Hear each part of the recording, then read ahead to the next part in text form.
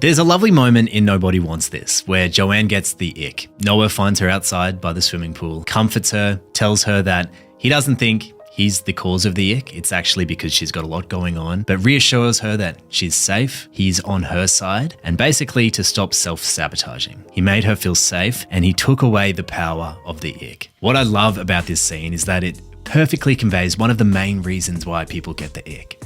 It's because they fear that next stage of dating. They fear emotional closeness, vulnerability, and subconsciously, they're trying to find a way to detach. It doesn't matter how ridiculous the ick is, they can actually use that as a reason to end and sabotage the relationship. While it's fun to share the ridiculous ways people get the ick, when you really think about it, it is a shallow and sabotaging behavior. And sure, we can joke about it, but I do think it's time to cancel it from your dating and relationships, and I'll tell you why. So here are 3 reasons why the ick may be showing up in your relationships and what you can do to fix it. Before we dive in, I've noticed a bunch of you are watching but not subscribing, so do me a favor and hit that subscribe button if you want more. The number 1 reason people get the ick is to avoid deeper connection. People with avoidant attachment styles often struggle with closeness and subconsciously find reasons to detach. The ick could serve as this reason to pull back from a partner, even if the issue itself is minor or insignificant. I'll share a story about how this has manifested for me in the past. I was on a date, it was a walking date. Nice girl, seemed to be getting along well. And then I noticed it. She was walking along the beach with her arms behind her back, which reminded me of how my parents would walk along the beach. So stupid, but I saw that as an ick, and it justified how that girl wasn't right for me. And I feel so stupid saying it because it is so minor and insignificant, but that's how the ick works. And when I reflect on who I was at that time, I certainly wasn't ready for a relationship. I had a lot of growth to do. And sure, that was my way of sabotaging that relationship. Have a think about how the ick is showing up in your life.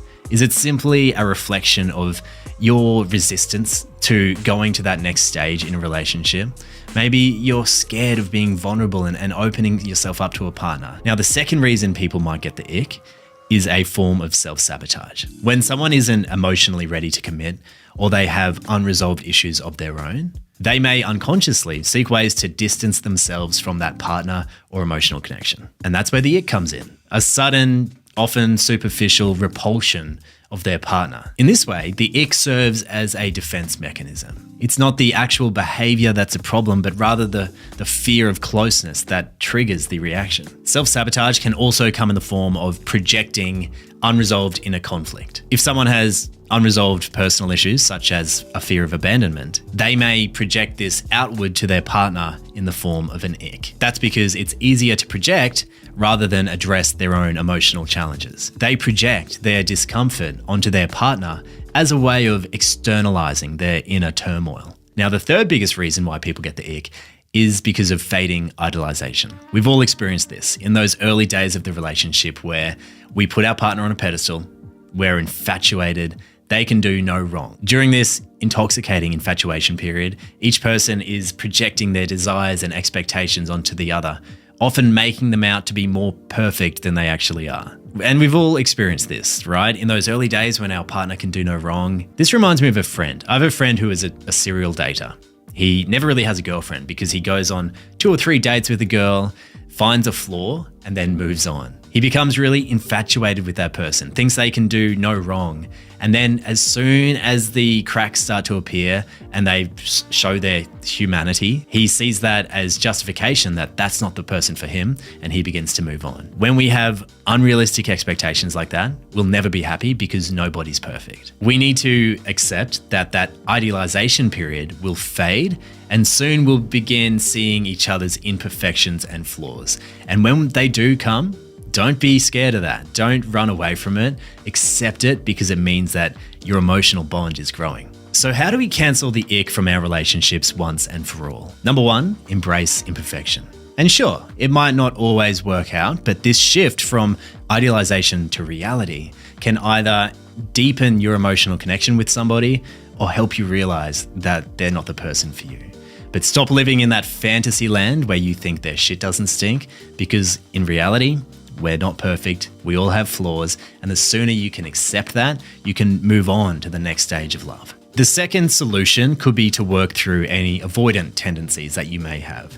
This is where it's great to pull out a journal and create space and do some self-inquiry. To have a think about why the ick is coming up for you. Is it because you're scared to move into that next stage of the relationship? Are you scared to let your guard down and connect and be vulnerable? Because if you are, that may indicate there's an avoidant patterning there. And doing the work to move from avoidant to secure will be the best thing you ever do.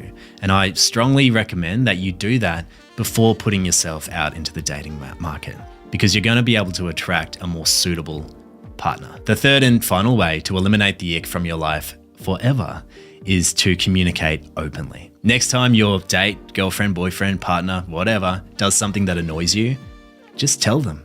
Take the power away from the ick by communicating openly. What works for Zoe and I is that whenever something happens around the house which annoys one of us, we try to bring it up and tease each other about it. She has this thing about the sink where she flat out refuses to collect any of the food from that little container that catches things before it drains out.